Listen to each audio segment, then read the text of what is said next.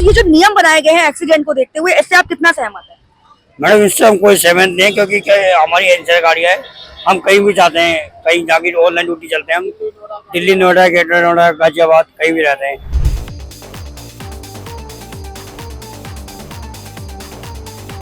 क्या लगता है आपको, क्या करना चाहिए उन्हें? ये जो जैसे चल रहा है वैसे ही चलेगा, क्योंकि ऐसे कैसे होगा? मुझे दे दिया जाए 16 वाला रोड और मैंने मुझे जाना है दिल्ली, तो मैं कहाँ से जाऊंगा?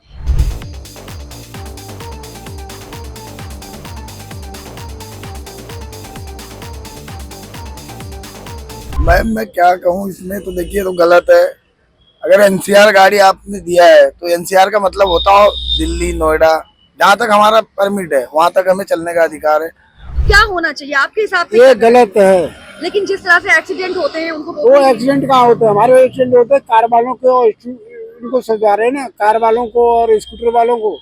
यातायात माह के चलते आज कमिश्नर ऑफिस 108 में यातायात माह का कार्यक्रम आयोजित किया गया, जिसमें प्रदूषण को बचाने के लिए और सबसे ज्यादा एक्सीडेंट को बचाने के लिए कुछ नियम बनाए गए। इन नियमों के तहत आज ऑटो को जो है टारगेट किया गया, ऑटो चालकों को वहां बुलाया गया और उनके ऑटो पर कुछ नंबर डाले गए, जिस नंबर के अकॉर्डिंग उनको उनके रूट बांटे गए कि वो ऑटो जो है अलग अलग रूट पे चलेंगे और जो नंबर उनको रूट के अकॉर्डिंग दिए गए उस रूट के अलावा वो ऑटो और कहीं नहीं जा सकते। लेकिन इस नियम के चलते ऑटो वाले जो चालक हैं, जो ऑटो चालक हैं हमारे, वो कमिश्नर के इन बनाए गए नियमों से कितना सहमत हैं, ये जानने के लिए आज हम ऑटो चालकों के बीच मौजूद हैं और इनसे ही पूछ लेते हैं। तो भैया, जो नियम बनाए गए हैं, ऑटो में नंबर डाले गए हैं अलग अलग कि जैसे 101 नंबर वाला ऑटो जो है वो बॉटनिकल गार्डन जाएगा, 100 नंबर वाला जो है वो सेक्टर 12 जाएगा। तो ये जो नियम बनाए गए हैं एक्सीडेंट को देखते हुए, इससे आप कितना सहमत है? मैडम इससे हम कोई सहमत नहीं है, क्योंकि क्या हमारी एनसीआर गाड़ी है। हम कहीं भी जाते हैं, कहीं जाके ऑनलाइन ड्यूटी चलते हैं हम। दिल्ली, नोएडा, ग्रेटर नोएडा, गाजियाबाद, कहीं भी रहते हैं। एक रूट निर्धारित नहीं है हम लोगों का। आप क्या कहेंगे भैया? नहीं, हम भी यही कह रहे हैं जो इन्होंने कहा। क्या होना चाहिए आपके हिसाब से? ये गलत है। लेकिन जिस तरह से एक्सीडेंट होते हैं उनको वो एक्सीडेंट कहाँ होते हैं? हमारे एक्सीडेंट होते हैं कार वालों को, इनको सजा रहे हैं ना, कार वालों को और स्कूटर वालों को। हमारा तो एक्सीडेंट नहीं होता, वो पीछे से मारेंगे, आगे से मारेंगे, ये गलत नियम है। आप क्या कहेंगे भैया इस पे? मैं तो मना ही कर रहा हूँ, ये वाला पे कौन सहमत होगा? आप बताओ। क्या लगता है आपको, क्या करना चाहिए उन्हें? ये जो जैसे चल रहा है वैसे ही चलेगा, क्योंकि ऐसे कैसे होगा? मुझे दे दिया जाए 16 वाला रोड और मैंने मुझे जाना है दिल्ली, तो मैं कहाँ से जाऊंगा? मैं कौन से, मैं तो जिस रूट से मुझे सही लगेगा ना उसी रूट से जाऊंगा ना। क्या कह रहे थे भैया, आप बताइए। क्या कह रहे हैं, एनसीआर गाड़ी है तो वो एनसीआर में तो हर जगह ही जाएगी। जो तो है ना कि अब एक रूट चला दे तो एनसीआर एक रूट चलाए, फिर एनसीआर मतलब ही क्या रह गया? तो आपको क्या लगता है कमिश्नर को किस तरह से इन दुर्घटनाओं को रोकने का जो है नियम बनाना चाहिए? इसके लिए पुलिस को पूरी कार्रवाई करनी चाहिए। क्या कहते हैं, जो जिसके कागजात पूरे नहीं है उस गाड़ी को सीज करे।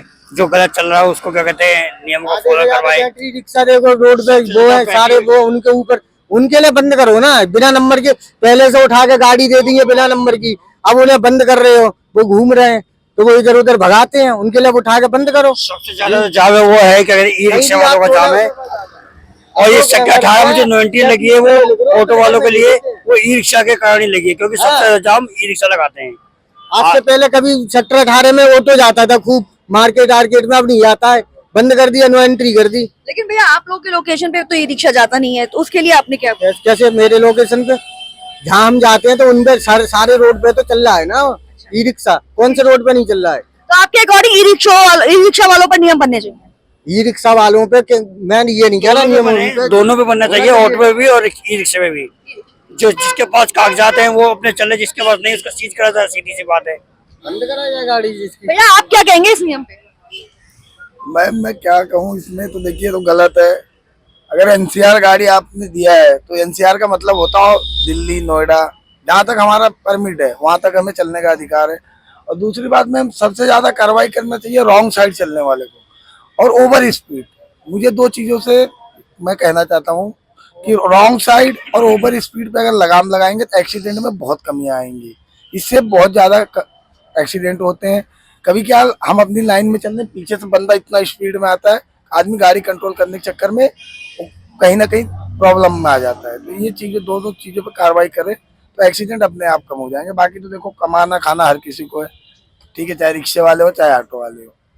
तो देखिए हमने यहाँ पर जो है ऑटो चालकों से बात की और जिस तरह से कमिश्नर ऑफिस में कमिश्नर मैम ने जो नियम बनाए हैं उन नियमों से कहीं ना कहीं ऑटो चालक जो है वो सहमत नजर नहीं आए। उनका कहना है कि इस तरह के नियम बनाने से उनकी रोजी रोटी पर असर पड़ेगा।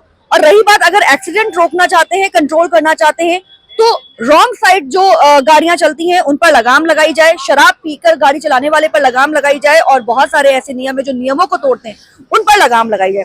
बाकी इस नियम को बनाते हुए जो है कमिश्नर लक्ष्मी सिंह ने क्या कहा ये भी हम आपको दिखाते हैं। बाकी बने रहिए हमारे साथ क्योंकि खबर के हर चौराहे पर पोस्टमैन मौजूद है सत्य के संदेश के साथ। जय हिंद, जय भारत। डायरेक्टरेट और डीजीपी साहब के निर्देशन में इस वक्त नवंबर माह में हमारा यातायात माह का संचालन किया जा रहा है, जिसके अंतर्गत तरह तरह के गतिविधियां और कैंपेन्स हमारे लगातार चल रहे हैं।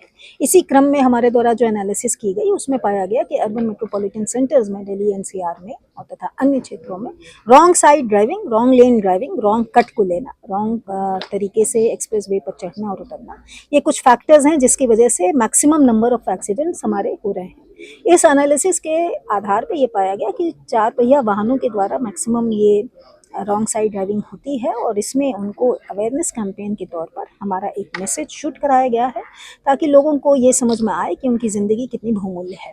इस अवेयरनेस कैंपेन का जो टाइटल है वो बी सेल्फिश है। हम जनता से अपील करते हैं कि जब वो सड़क पर चलें तो कुछ सेकंड्स के लिए जब वो रॉन्ग लेन लेने के लिए टेम्प्ट हों, उससे प्रभावित हों, तो कृपया किसी के बारे में ना सोचें, अपने बारे में सोचें, अपने अपनों के बारे में सोचें और उन सेकंड्स के लिए रॉन्ग साइड ड्राइविंग करना छोड़ दें। ये हमारी डेली आदत में शुमार है और आशा करते हैं कि इस अवेयरनेस कैंपेन के प्रभाव से हम अपनी इस आदत को भी सुधारने में सफल होंगे।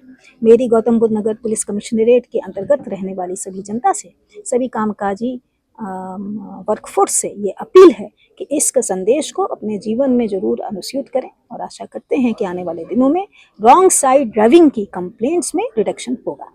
मैडम, ये रॉन्ग साइड यू टर्न बने हैं, इसके कारण ज्यादातर लोग रॉन्ग साइड है। क्या कोई स्टडी किया गया यू टर्न जो बनाए गए? जी हाँ, जितने भी हमारे पास 1 वर्ष के डेटा उपलब्ध हैं जिसमें छोटे बड़े सीरियस पेटी एक्सीडेंट्स हुए हैं उन सब की एनालिसिस की गई है और एनालिसिस के उपरांत ही हम लोगों ने ये पाया है कि एक चौराहे को पार करने में जितना भी सेकंड लगता है, 24 सेकंड लगता है मैक्सिमम, उसमें उस छोटे से सेकंड के पीरियड को 12 सेकंड लगता है आपको सही कट पकड़ने में और उससे ज़्यादा लगता है रॉन्ग कट में जाने के लिए। छोटे से सेकंड्स बचाने के लिए हम लोग अधिकतर सड़कों पर जो कम्यूटर्स हैं वो अपनी ज़िंदगी को और अपने सामने आने वाले वाहनों की ज़िंदगियों को भी खतरे में डालते हैं।